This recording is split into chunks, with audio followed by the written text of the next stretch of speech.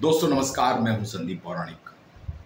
मध्य प्रदेश के बदजुबान मंत्री विजय शाह की चर्चा चौतरफा है। बात भी सही है, उन्होंने जो कहा है वो भारतीय सेना की एक सैन्य अधिकारी का अकेले अपमान नहीं है, बल्कि सेना के पराक्रम पर भी सवाल उठाए हैं। लेकिन लगता यह है कि विजय शाह को सियासी जीवन दान मिल गया है।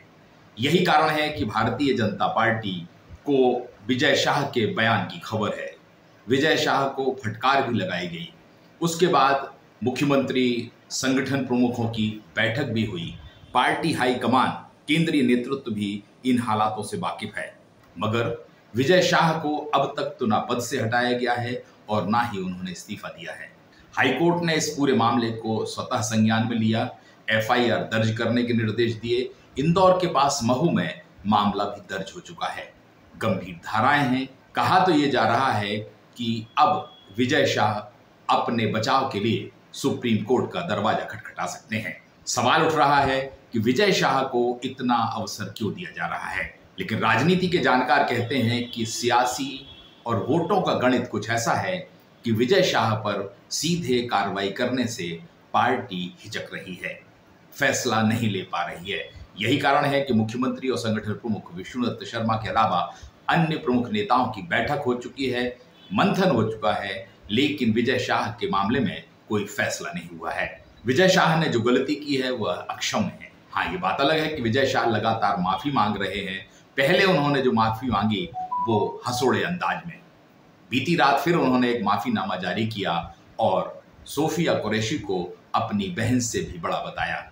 साथ ही उन्होंने अपनी बात भी स्पष्ट की।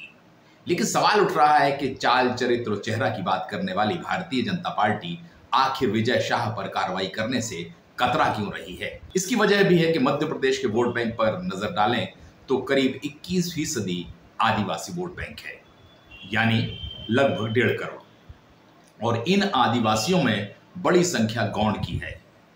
गौंड लगभग 35% है, यानी 60 लाख वोटर गौंड जनजाति के हैं। और विजय शाह उसी वर्ग से आते हैं, वे उस वर्ग के राजा भी हैं।